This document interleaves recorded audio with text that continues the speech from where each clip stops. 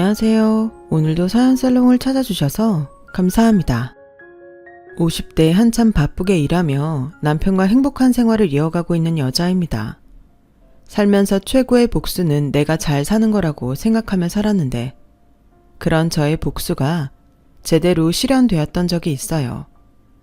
지금 생각하면 저의 실패한 결혼은 진작에 제 손으로 끝을 냈어야 할 정도로 엉망진창이었어요.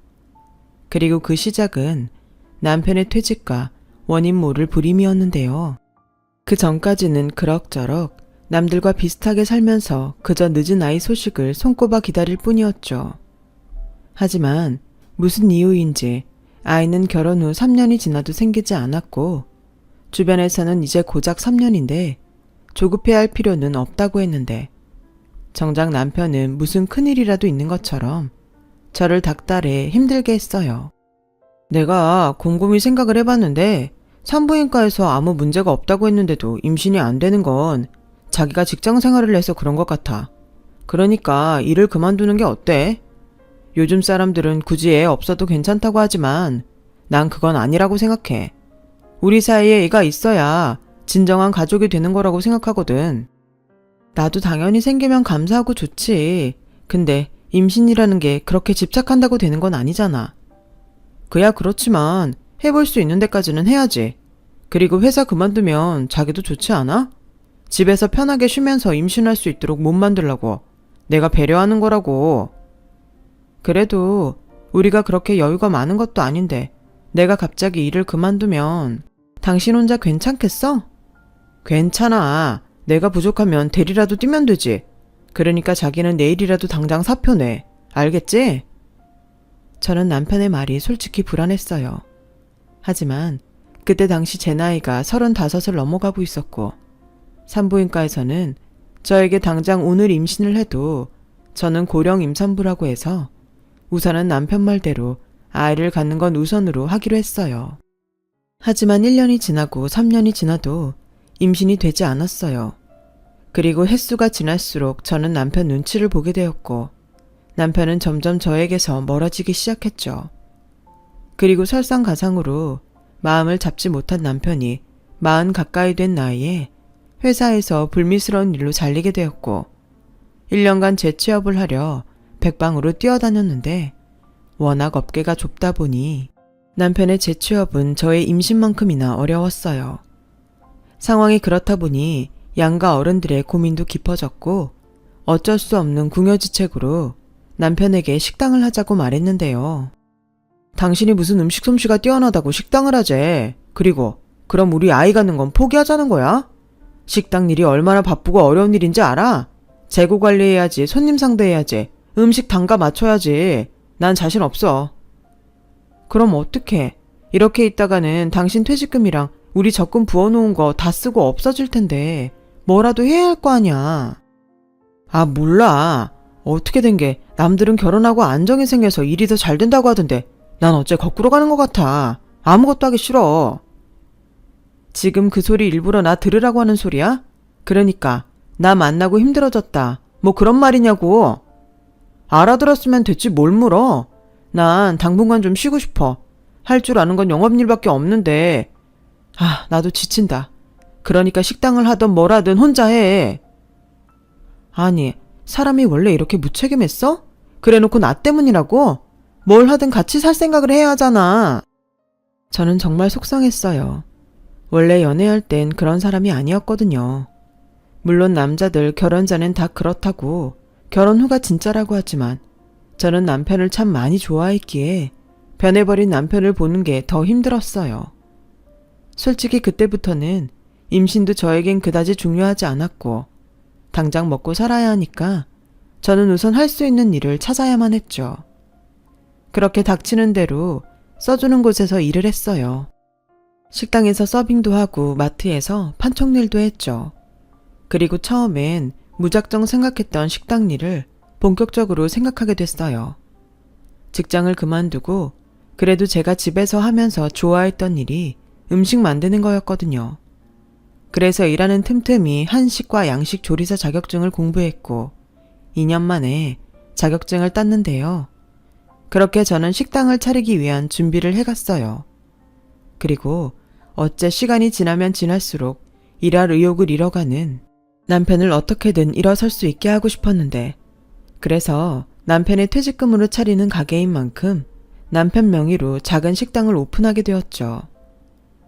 당신이 하도 성화를 부려서 하긴 하지만 나한테 일 시킬 생각은 하지 마. 알겠어? 여기 사장은 내가 아니라 당신이야. 주방 일은 내가 도맡아서 할 테니 당신은 홀에서 음식 서빙이랑 계산하고 청소도 해야지. 뭐? 사장이라고 해놓고 지금 그런 잡일을 나더러 하라는 거야?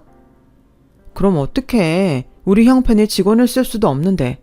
그리고 당신도 하다 보면 일도 손에 익을 거고 돈 버는 재미에 잘할 수 있어. 당신 영업하면서 사람 상대하는 거 잘하잖아. 내가 왜 잘렸는지 몰라서 그런 말 하는 거야. 그놈의 사람 때문이잖아. 아, 몰라. 장사가 얼마나 잘 될지 모르지만 당신이 하자고 한 거니까 당신이 알아서 해. 대신 카운터에는 앉아 있을게. 참 한심하죠. 나이가 몇인데 저런 소리를 하는지. 그런데 그때는 저도 참 한심했어요. 제가 열심히 하면 남편도 따라올 거라고 생각했거든요. 그렇게 장사를 시작한 지 한 달이 지났어요. 그리고 생각보다 점심 장사도 저녁 장사도 시원치 않아 저는 당황할 수밖에 없었는데, 무슨 자신감인지 저는 식당을 시작만 하면 그래도 우리 두 식구 걱정 없이 살 정도는 될 거라고 믿었던 게 문제였어요. 제가 너무 식당을 만만하게 생각한 거였죠. 그래서 그 뒤엔 무엇이 문제인지 생각하고 또 생각했어요. 규모는 작았지만 나름 직장인들이 많이 모인 빌딩 상가라 제대로 홍보할 생각을 하지 않았는데, 그 이유인가 싶어 전단지를 만들어 뒤늦게 홍보에 열을 올렸는데, 그렇게 발로 뛰다 보니 알게 된 사실이 하나 있었어요. 기존에 있는 식당들이 맛도 맛이지만 직장인들 주머니를 생각해 가격을 많이 낮추고 있더라고요. 게다가 그런 가격인데도 반찬이며 메인 음식이 꽤 잘 나왔는데, 이러니 저희 가게는 경쟁력이 떨어질 수밖에 없었다는 사실을 알게 되었어요. 그런데요, 아무리 머리를 굴리고 계산기를 두드려도 그 가격에 그 단가는 나오지 않더군요. 무슨 요술방망이라도 있는 것도 아닐 텐데 답답하기만 하더라고요. 그리고 사람 마음이 다 그런 건지 어떻게든 장사를 해보겠다고 발을 동동거리는 저와, 반면 자기 일 아니라는 듯 카운터에서 태평하게 TV만 보는 남편을 보니 부하가 치밀었고, 그렇게 매일을 다투기만 했어요. 아니, 난 속이 타서 죽겠는데 어떻게 자기는 TV만 보고 있어? 왜 가만히 있는 나한테 시비야? 그러게 내가 식당 아무나 하는 거 아니라고 했잖아. 지금이라도 보증금이라도 챙기게 접어. 접자고? 그럼 무슨 대책이라도 있어? 당신이 다시 어디 취직이라도 할 거냐고. 너 말 이상하게 한다. 지금 나더러 돈 못 벌어온다고 바가지 긁는 거야? 벌 생각도 없으면서 무책임한 소리나 하니까 그렇지. 그래놓고 나더러 애를 가지라고? 지금은 애가 없는 게 천만 다행이야. 너 말 잘했다. 만약에 우리 사이에 애가 있었다면 나도 이렇게 손 놓고 있지는 않았을 거야. 애 생각해서 무슨 일이라도 했겠지. 근데 지금은 그럴 이유가 없잖아. 내가 널 위해서 밖에서 쎄 빠지게 일해야 해? 저는 그 순간 남편에 대해 갖고 있던 모든 감정을 내려놓았어요. 그래도 남편이라고 측은하게 생각했던 마음이 많았는데 그런 마음조차 아깝다는 생각이 들더라고요. 그래서 어쩔 수 없이 저는 얼굴에 철판을 깔고 동네에서 장사가 제일 잘 된다는 식당을 무작정 찾아갔어요. 그리고 다짜고짜 무릎을 꿇고 도와달라고 사정을 했어요. 어머, 이봐요. 지금 남의 식당에서 뭐 하는 거예요? 포자하니 새로 오픈한 식당 주인 같은데 이건 아니지. 경찰에 영업방해로 신고하기 전에 나가요.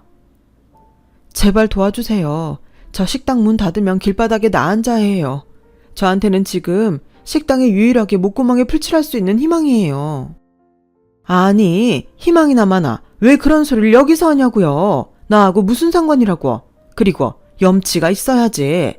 나 이 동네에서만 20년 넘었는데 그런 내 노하우를 식당 연지 한 달밖에 안 된 당신한테 알려줄 것 같아요? 그러다 손님 뺏기면 누구 손인데? 정말 죄송합니다. 저도 오죽 절박하면 여기까지 와서 이런 부탁을 하겠어요. 저 그냥 남편이랑 둘이 먹고 살 만큼만 벌면 돼요. 욕심 없어요. 와서 일 거들라고 하면 매일 와서 일도 거들게요. 뭐든 할 테니 제발 제가 어떻게 하면 좋을지 알려주세요. 제발 부탁입니다. 참 끈질기네. 어차피 내가 그쪽한테 뭘 알려줘도 이미 여긴 단골이 다 형성돼서 다른 업체 끌어들이지 않는 한 아줌마 가게는 힘들어요. 장사를 하려면 충분히 알아보고 덤벼야지. 그리고 이건 먼저 식당 한 사람이라 말해주는 충고인데 물가는 오르지만 여기 음식값은 못 올리는 게 여기 바닥이에요. 그 가격에 음식 단가랑 똑같은 맛 유지하려면 얼마나 어려운지 알아요? 어설프게 여기서 이러지 말고 빨리 나가요. 다음에 또 찾아오면 그때는 소금 한 바가지 뿌릴 테니 그럴 줄 알아요. 그 동네에서 장사가 가장 잘 된다는 식당 주인분은 참 무섭고 냉정했어요. 하지만 입장을 바꿔 생각하면 그 주인분의 행동은 너무나도 당연하다고 생각했고 절박한 저는 그 뒤로 매일 그 식당을 찾아갔어요. 소금 바가지를 맞아도 어쩔 수 없다고 각오했죠. 그렇게 보름 넘게 매일 그 식당에 출근 도장을 찍었어요. 처음엔 저를 내쫓기 바빴던 사장님도 이내 지쳤는지 돈 내고 점심을 먹겠다는 저를 말리지 않았고 저는 그곳에 저렴하면서도 맛있는 음식들을 종류별로 먹어보며 그저 감탄만 할 수밖에 없었는데 어느 날은 울컥 눈물이 터져 나왔어요. 아무리 노하우를 배운다고 해도 이 가격의 이 맛은 죽었다 깨도 못 만들겠다는 생각이 들었어요. 그리고 남편까지 협조하지 않는데 무슨 용기로 덜컥 식당을 차렸는지 그제야 저의 현실이 얼마나 무섭고 냉혹한지 알겠더라고요. 아니, 왜 밥 먹다가 울어요? 나 참, 살다 당신 같은 사람은 처음이네요. 사장님, 음식이 전부 다 맛있어요. 먹어보니까 알겠더라고요. 사장님이 그동안 얼마나 노력하셨는지. 죄송해요. 알아주니 고맙기는 한데, 그래서 식당 접으려고요? 글쎄요. 하루하루 손해를 보는 실정인데 문 닫는 것도 손해라 어떻게 해야 할지 모르겠어요. 남편은 뭐래요? 오가다가 보니까 식당에 남편도 있던데? 그 사람은 제 탓만 해요. 제가 지푸라기라도 잡는 심정으로 하자고 한 거라서요. 내일 새벽 5시에 나 장 보러 가는데 같이 갑시다. 내가 다른 건 못 해주고 식재료 거래하는 곳은 알려줄게요. 다른 곳보다는 재료도 신선하고 쌀 테니 도움이 될 거예요. 그리고 이거 받아요. 그거 보면 단가 맞춰서 음식 값 정하는 데 도움이 될 거예요. 정말 이거 저 주셔도 돼요? 아무리 맛있어도 가격이 맞지 않으면 사람들이 오지 않으니까. 내가 음식 맛까지는 알려줄 수 없지만 거기까지는 내가 해줄 수 있어요. 그리고 점심때 가끔 자리 없어서 다른 곳에 가야 하는 업체 손님이 생기거든요. 그러면 내 그쪽에 가라고 말할 테니 나 망신당하지 않게 잘해요. 알겠죠? 사장님 너무 감사합니다. 정말 앞이 막막했는데 정말 고맙습니다. 이 은혜를 어떻게 갚아야 하죠? 아직 뭐 하나 제대로 한 것도 없으면서 무슨 은혜. 됐고 나 이렇게 사람 도와준 거 처음이니까 후회 안 하게 잘해요. 예전에 나 젊었을 때 보는 것 같아서 큰맘 먹고 도와주는 거니까. 그렇게 저는 식당 사장님에게 큰 도움을 받았어요. 아무래도 절실했던 저의 마음이 사장님을 움직이게 한 것 같았죠. 그리고 그 순간은 저에게 로또 1등이 부럽지 않았어요. 그만큼 사장님이 알려준 식재료 거래처와 장부는 저를 다시 일어설 수 있게 했고 저는 생각에 생각을 거듭한 끝에 다른 식당과 차별적인 영업으로 배달을 생각하게 됐어요. 생각보다 점심시간에 밖에 나와서 식사를 할 수 없는 사람들이 제법 있다는 말을 들었거든요. 규모가 있는 공장 같은 곳은 그래서 자체적으로 한밥집 같은 운영을 한다고 했지만 규모가 작은 곳은 도시락이나 출근길에 빵이나 편의점 도시락 같은 것을 사간다는 누군가의 하소연을 들은 것이 그 이유였어요. 하지만 남편과 둘이 식당을 운영하는 저희 가게는 어쩔 수 없이 남편이 배달을 해야 하는 실정이었는데 제 말을 들은 남편은 정색을 하며 싫다고 하더군요. 보자 보자니까 이젠 배달까지 하라고? 미쳤어? 그러다 오토바이 타다 사고라도 나면 그땐 어떻게 책임지려고 그래? 그러지 말고 배달 직원을 뽑든가. 그것도 아니면 대행 불러. 나도 그러면 좋지. 근데 문제는 돈이잖아. 인건비 줄여보려고 그러는 거 정말 몰라서 그래? 그리고 이제 좀 손님들도 오고 그러는데 당신은 뭐라도 더 해야겠다는 생각이 없어? 이런 말까지는 안 하려고 했는데 당신 정말 구제불능이야. 뭐? 지금 말 다 했어? 내가 하자는 대로 다 해주니까 내가 우습게 보이냐? 우습게만 보이겠어? 한심하다고. 나 혼자 살자고 하는 게 아닌데 뭘 그렇게 빼. 계속 이럴 거면 차라리 이혼해. 살면서 이혼 생각을 안 해본 건 아니었지만 입 밖에 꺼낸 건 그때가 처음이었어요. 그리고 남편은 그 말이 꽤 충격이었는지 그동안 잘만 떠들다가 멍하니 저만 쳐다봤는데 제가 주방에 들어가 큰 소리로 울자 그제야 남편은 마지못해 제가 하자는 대로 따라왔어요. 그리고 정말 감사하게도 저의 예상은 맞아떨어졌고 초반에 홍보 차원에서 무상으로 점심 배달을 해준 업체들이 줄줄이 저희 식당과 계약을 하자고 하는데 가격도 가격이고 음식 맛이 좋다며 오히려 저에게 고맙다며 이런 식당이 그동안 간절했다고 하더라고요. 덕분에 저는 평일은 거의 잠도 못 자고 새벽부터 장을 보고 음식하느라 그야말로 행복한 비명을 지르게 되었는데요. 도저히 저 혼자는 감당이 되지 않았어요. 그래서 고민 끝에 주방 직원, 홀 직원을 각각 한 명씩을 뽑게 되었고 식당은 제가 꿈꾸던 대로 나날이 매출이 올라가더군요. 그렇게 오로지 식당만 생각하며 살다 보니 7년이란 시간이 흘렀어요. 그 사이 작지만 저의 식당은 저에게 도움을 준 사장님이 식당 다음으로 잘 되는 가게가 되었고 돈도 제법 벌어 빚도 갚고 대단지 아파트로 이사까지 가면서 보람 있는 행복한 시간을 보낼 수 있었는데 득이 있으면 실이 있다고 전부터 조금씩 눈에 거슬렸던 남편의 행동이 결국엔 문제를 일으키고 말았어요. 에란씨, 그렇게 일만 하지 말고 여기 와서 좀 쉬어요. 내가 커피도 타왔어요. 프림 둘, 설탕 둘 맞죠? 아직 점심때 되려면 멀었는데 뭘 지금부터 그렇게 열심히 하고 그래요. 내가 사장인데 안 그래도 돼요. 어차피 음식은 주방에서 하는 거니까.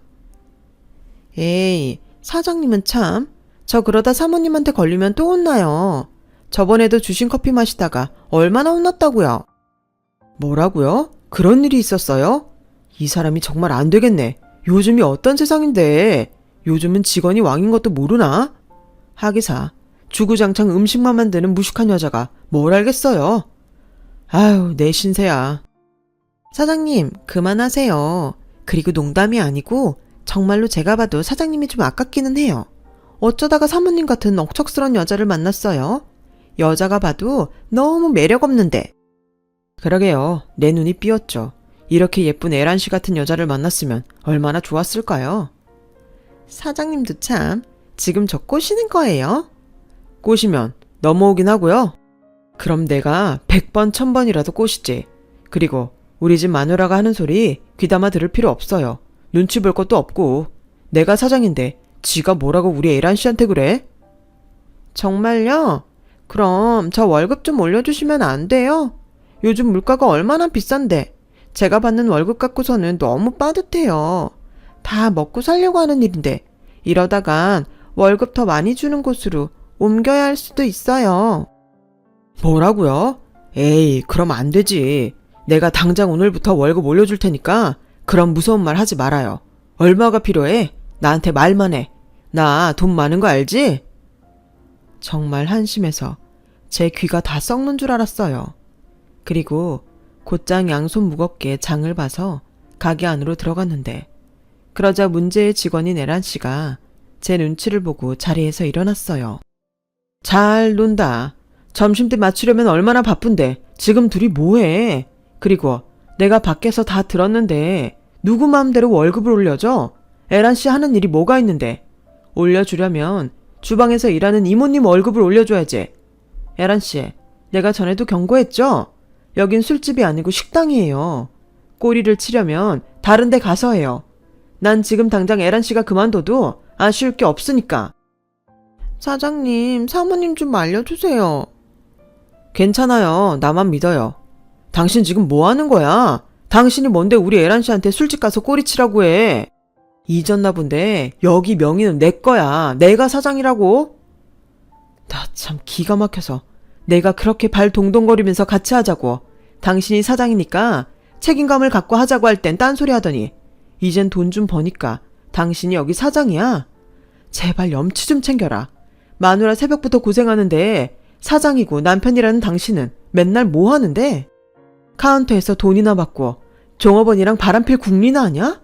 부끄러운 줄 알아라. 둘 다 내 가게에서 쫓겨나기 싫으면 알아서 해. 알겠어? 에란 씨는 가게에 들어온 지 이제 겨우 한 달이 넘은 저보다 6살이 어린 종업원이었어요.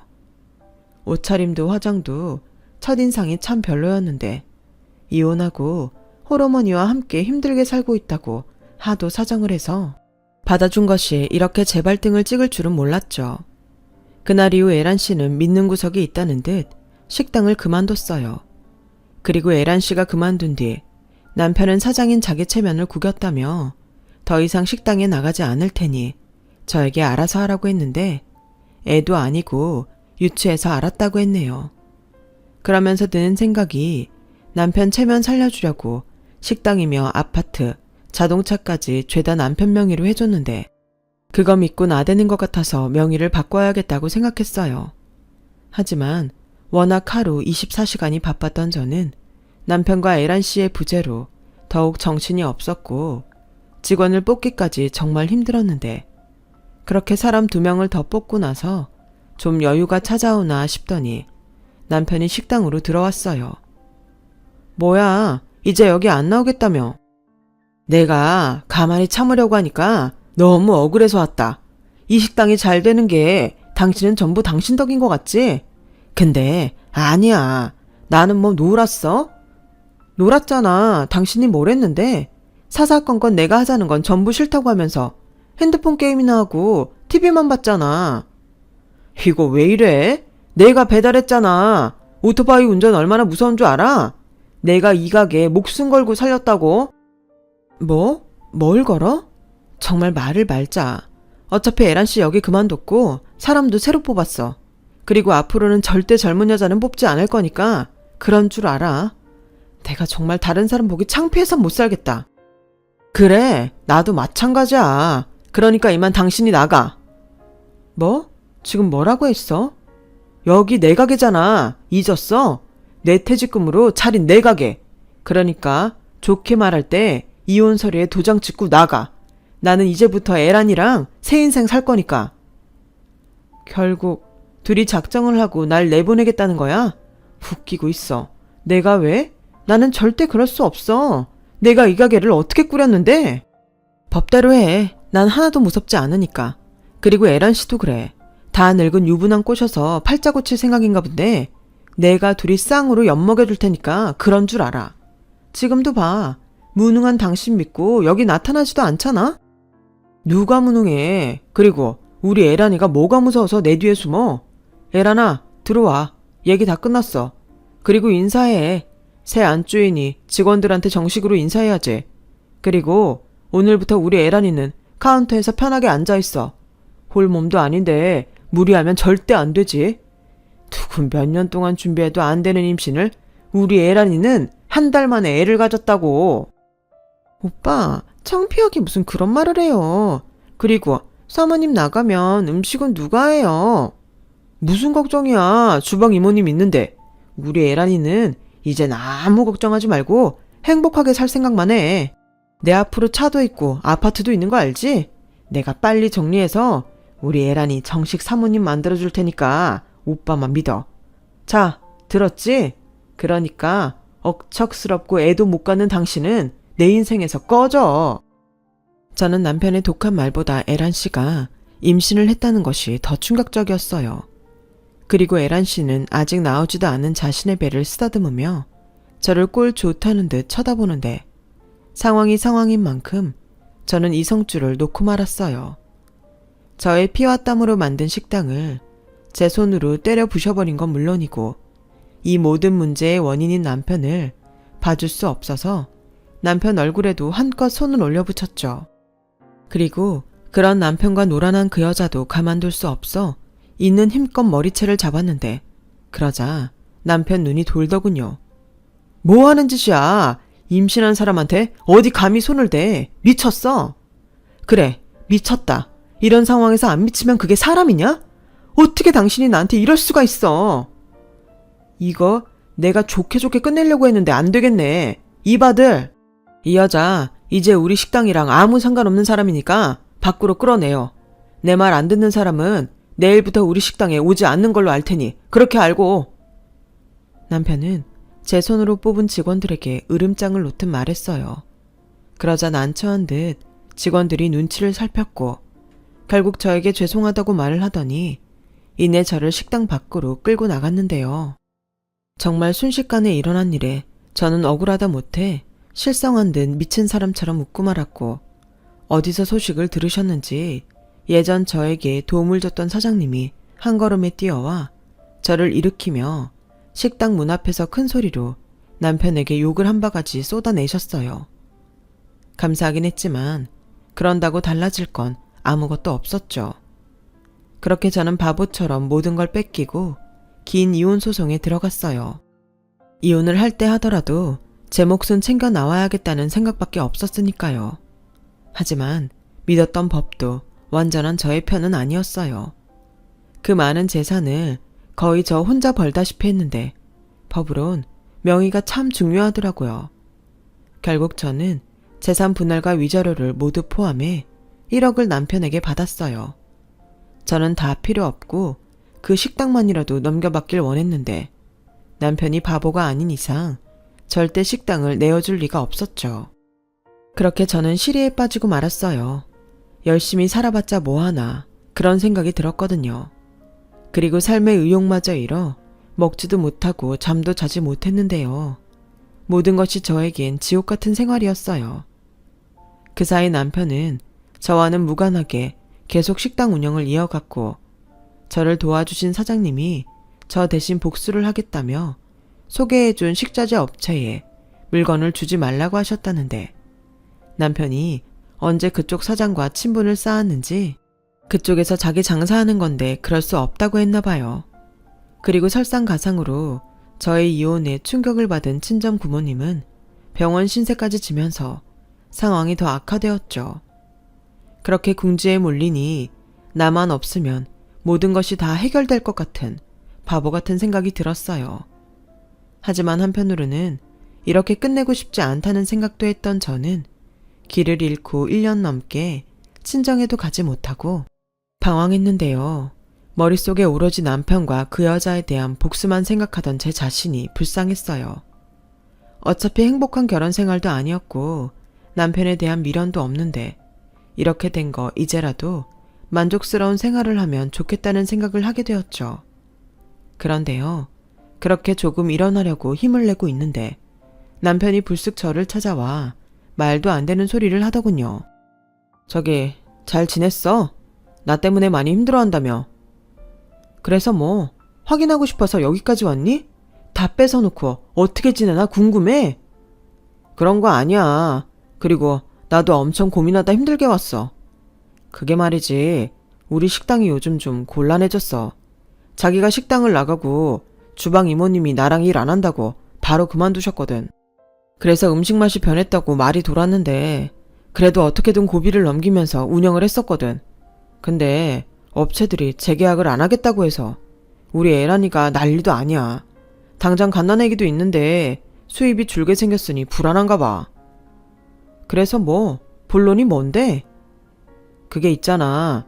당신이 우리 식당 주방일 좀 해주면 안 돼? 내가 이렇게 부탁할게. 월급도 넉넉하게 챙겨주고 애란이 보는 거 힘들면 식당에 나오지 말라고 할게. 어차피 애 보느라 식당에 나오지도 않아. 제발 부탁이야. 나 좀 살려줘. 정말 웃긴다. 여기까지 왔다는 건 식당이 거의 망하기 일보 직전 같은데 내가 왜? 원래 알긴 했지만 당신 참 뻔뻔하다. 그리고 얼마나 머리가 안 돌면 그런 말을 나한테 해? 내가 그래 월급 많이 주면 할게 라고 말할 것 같았니? 막말로 자기도 지금 힘들잖아. 당신도 벌고 나도 벌고 우리 서로 윈윈하자는 건데. 윈윈 같은 소리 하네. 꺼져. 너야말로 내 인생에서 제발 꺼져. 사람이 참 간사하죠. 남편이 힘들어하는 모습을 보니 저는 전에 없던 의욕이 생겼어요. 그리고 보란듯이 잘 살겠다는 각오를 다지게 됐고, 저는 고민 끝에 할 줄 아는 건 음식 만드는 일뿐이라 이번엔 한식이 아닌 양식을 처음부터 차근차근 하고 싶었어요. 그래서 프렌치 레스토랑에서 밑바닥부터 일을 시작했는데, 처음엔 나이도 많고 경험도 없는 저를 쓰려는 사람이 없어 힘들었지만, 이번에도 간절한 저의 마음이 저의 살 길을 열어주었죠. 그리고 뜻밖의 인연도 만나게 되었어요. 제가 늦은 나이만큼 일에 대한 욕심이 많다 보니 그걸 좋게 본 제 또래의 오너 셰프님이 저에게 조금씩 관심을 보이기 시작했거든요. 하지만 남자라면 치를 떨었던 저는 알면서도 셰프님의 마음을 외면했고, 나중엔 서로 껄끄러워지면 안 될 것 같아 기회를 틈타 제가 겪은 최악의 결혼 생활을 모두 털어놓게 되었어요. 남자에 대한 기대도 없고 한 번 당한 배신이 트라우마가 되어 더는 누구도 만나고 싶지 않다고요.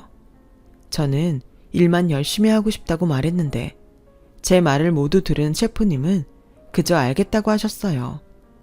그리고는 걱정했던 것과 달리 예전처럼 저를 똑같이 대해주셨는데, 제가 하나라도 더 배우고 싶어 한다는 걸 아는 셰프님이 먼저 퇴근 후 재료 손질과 음식 만드는 법 등을 차근차근 알려주셨어요. 참 고맙기도 하고 또 죄송하기도 했던 순간이라 저도 모르게 툭 하고 어떤 말이 나갔는데, 그 말이 불러온 파장은 제 인생을 조금씩 바꿔놓았어요. 저기 셰프님, 궁금한 게 있어요. 뭔가요? 제가 처음 여기에서 일하고 싶다고 할 때 저 왜 뽑아주셨어요? 다른 가게들은 제가 나이도 많고 경험도 없어서 안 된다고 했는데. 간절해 보였어요. 그리고 명선 씨가 참 일을 좋아하는 사람같이 보였고요. 제가 이래봬도 사람을 잘 봐요. 아, 그러셨구나. 고맙습니다. 이 말을 언젠가 꼭 하고 싶었어요. 그리고 죄송해요. 좋으신 분이라는 거 알아요. 저에겐 차고 넘치는 그런 분이신데. 오늘은 참 이상하네요. 원래 명선 씨가 말이 잘 없는데. 아, 죄송해요. 고맙고 또 죄송해서 그만. 말이 나온 김에 나도 얘기 하나 해도 돼요? 배신당했다고 했죠? 나도 그랬어요. 이 레스토랑 전에 가게를 같이 했는데 젊은 셰프랑 바람이 났더라고요. 그리고 다 뺏기고 버려지듯 이혼당했어요. 그래서 명선 씨 기분 아주 잘 알아요. 정말요? 그런 경험이 있으신 줄 몰랐어요. 당연하죠. 지금도 저희 부모님 말고는 아무도 몰라요. 내가 말을 안 했거든요. 이젠 명선 씨가 유일하겠네요. 왜 저한테는 그렇게 잘해주세요? 좋아하니까요. 명선 씨가 남자는 질색이라고 해서 더는 손 내밀 수 없지만 좋아하는 마음은 자유잖아요. 저는 지금도 그때의 그 기분을 잊을 수가 없어요. 두 번 다시 내 인생에 남자는 없다고 생각했는데 사람의 마음이 이렇게 줏대가 없다는 걸 그때 처음 알았죠. 그렇게 저는 머리와 가슴이 다르게 살았어요. 자꾸만 셰프님에게 가는 마음을 아닌 척하고 일을 했는데 결국 정신이 딴 데 팔려 그런지 칼에 손이 베이는 사고를 치고 말았고, 음식하는 사람이 칼에 손 베이는 일은 그다지 대수롭지 않은 일이라 알아서 응급조치를 하고 있는데, 반쯤 넋이 나가서 저를 찾는 셰프님을 보고 더는 이 남자를 밀어낼 수 없겠다는 생각을 하게 됐어요. 그렇게 저는 새로운 인연으로 다시는 없을 것 같은 사랑을 받는 여자가 되었어요. 비밀로 연애를 이어가는데 이게 참 스릴 있고 재밌더라고요. 그리고 직원들이 모두 퇴근한 후 남자친구인 셰프에게 음식 대접을 받을 때는 이 순간이 영원했으면 좋겠다는 꿈을 꾸기도 했었죠. 그렇게 2년의 비밀 연애 끝에 저와 셰프님은 인생에서 두 번째 결혼식을 올렸어요. 그렇게 남편이 된 셰프님에겐 안타깝게도 가족이 미국에 사는 할머니 뿐이셨는데요. 남편이 행복하면 어떤 것도 상관없다며 저에게 가족이 된 걸 환영해 주셨어요. 어찌나 감사한지 저희 부모님도 고맙다며 눈물을 흘리셨네요. 그리고 연애를 하면서도 모르고 있었는데 남편은 집은 물론이고 건물까지 있는 꽤 재력가였고 저에게 이 사실을 알리면 부담스럽다며 도망갈 것 같아 말하지 못했다고 했는데 솔직히 돈 싫어하는 사람이 어딨겠어요. 하지만 얼떨떨한 그 기분은 도무지 숨길 수가 없더군요. 그래도 확실한 건 그 돈은 남편이 힘들게 노력해서 번 돈이라는 것이었어요. 저는 그런 남편의 재력이 아닌 성실함에 또 한 번 반했고 무조건 그 사람에게 도움이 되는 아내가 되고 싶다고 생각했는데 그런 저의 마음이 남편에게 잘 전달이 되었는지 저희 둘은 하루하루가 감사하고 행복하기만 했어요. 그러면서 자연스럽게 전 남편과 있었던 억울함도 보상받듯 떠올리지 않게 되었고 복수 생각도 사라졌는데요. 그렇게 5년이 흐르면서 저와 남편은 늦은 나이였지만 아이까지 낳게 됐어요. 그동안 저는 제가 불임이라고 생각했는데 그게 아니더라고요. 이유가 어쨌든 저는 기다리던 아이 소식에 남편의 권유로 당분간은 일을 쉬고 태교에 전념하기로 했는데 사람의 인연이란 알 수가 없다고 오랜만에 찾은 남편의 레스토랑에서 저는 뜻밖의 사람을 만나게 되었죠. 그 사람은 바로 저를 비참하게 짓밟은 전 남편이었는데 지금의 저의 남편이 일을 하는 레스토랑 건물의 청소를 맡은 인력업체 사람이 되어 있더군요. 자기야, 몸도 힘든데 여기까지 뭐하러 왔어? 집에만 있으니까 너무 답답하고 심심해서 나도 주방에서 일하면 안 돼? 에이, 지금 입덧 때문에 힘들잖아. 주방은 절대 안 돼. 그럼 나 다른 거라도 할게. 자기한테 도움이 되고 싶어. 뭐야, 자기는 그냥 존재만으로 나한테 도움이 되는 거 정말 몰라? 근데 청소하시는 분 바뀌었네? 먼저 해주시던 분이 퇴직하게 되셨나 봐. 연세도 있으셔서 걱정이었는데 잘 됐지. 저분은 오신 지 얼마 안 됐는데 그럭저럭 일은 잘하셔. 순간 저는 전 남편과 눈이 마주쳤어요. 아무래도 저의 등장과 예상치 못한 저의 모습에 많이 놀란 듯 입이 떡 벌어져서는 사색이 되어 저를 쳐다보는데 이내 자기 꼴이 창피했는지 도망치듯 자리를 피했어요. 그도 그럴 게 저는 남편이 챙겨주는 명품 옷에 명품 가방을 들고 있었지만 전 남편이란 사람은 초라한 청소부 옷차림에 마대자루를 쥐고 있었으니 어찌 보면 자리를 피하고 싶은 마음은 당연한 거였죠. 그런데요, 너무 황급하게 도망을 가서인지 전 남편은 그만 자기가 들고 있는 마대자루를 밟아 미끄러졌는데 하필이면 바로 앞이 계단이라 요란한 소리를 내며 구르는 사고가 나고 말았어요. 그 소리에 놀란 남편과 저는 황당하게도 전 남편을 데리고 병원을 찾았고 그 사람의 가족인 상간녀 에란 씨에게 연락을 하게 되었죠. 상황이 이렇게 된 이상 더는 말하지 않는 것도 웃긴 것 같아서 저는 남편에게 전 남편의 정체를 알리게 됐어요. 그러자 깜짝 놀란 남편은 한동안 아무 말도 없었는데 그 사이 아직 어린 남자아이를 안고 달려온 에란 씨가 저를 보고 귀신이라도 본 듯 놀라더라고요. 남편이 먼저 그 여자에게 다가가더군요. 저희 아내한테 얘기 다 들었어요. 전 남편이 청소 일을 할 줄은 생각도 못한 일이라 저희 건물 청소 일을 맡기게 됐네요. 피차 서로 얼굴 보기 불편할 테니 제가 업체의 말에 근무지를 바꾸도록 하겠습니다. 오늘 병원비는 제가 부담할게요. 골절이 의심된다고 하니 한동안은 고생을 하실 것 같습니다. 그럼 저희는 바빠서 이만 가볼게요. 가자 자기야. 홀몸도 아닌데 자기도 오늘 너무 무리했어. 아니야. 괜찮아. 그리고 오랜만이에요, 에란씨. 그 애가 그때 뱃속에 그 애인가 봐요. 나는 보다시피 덕분에 잘 살고 있어요. 이제 더는 원망하지 않으니까.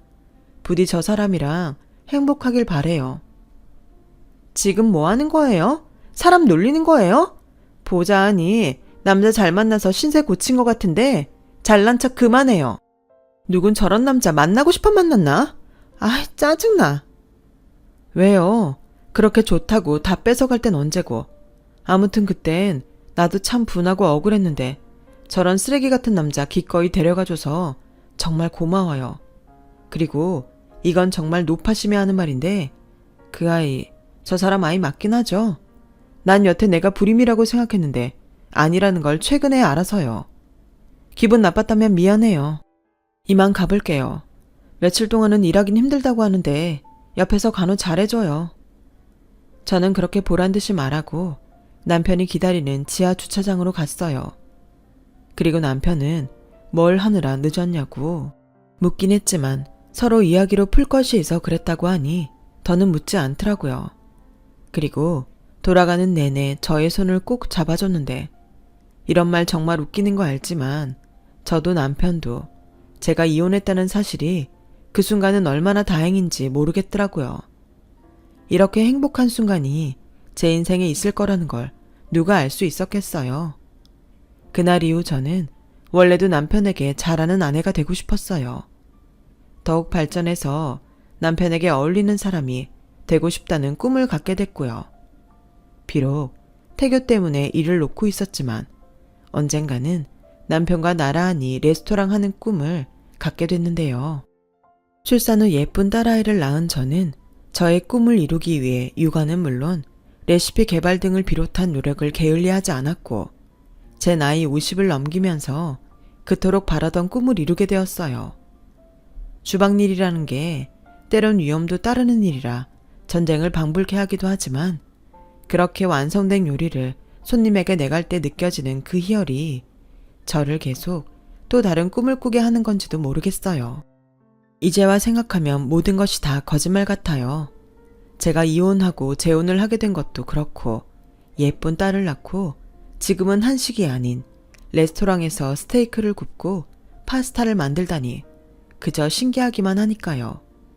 그리고 그런 행복에 감사함을 느끼다 보면 어느새 제 인생을 기적처럼 바꿔준 남편이 제 옆에 있다는 것에 새삼 눈물이 날 정도인데요. 간절히 바라건대 늦게 만난 저의 운명과 제가 건강하고 오랫동안 행복할 수 있길 바랄 뿐입니다. 이젠 다시 만날 일이 없길 바라는 전 남편과 상간녀가 제가 모르는 지옥에서 자신들이 저지른 잘못을 뼈저리게 느끼고 후회했으면 좋겠어요. 모든 일엔 인과응보가 따르는 법이라는 걸 이번 기회에 제대로 배울 수 있었으면 해요. 항상 건강하시고 좋은 인연들과 즐겁고 행복한 매일이 되시길 진심으로 기도할게요. 고맙습니다. 여러분, 사연 댓글에 응원과 현명한 조언 부탁드려요. 좋아요와 구독은 저에게 큰 힘이 됩니다. 오늘도 좋은 일 가득하세요.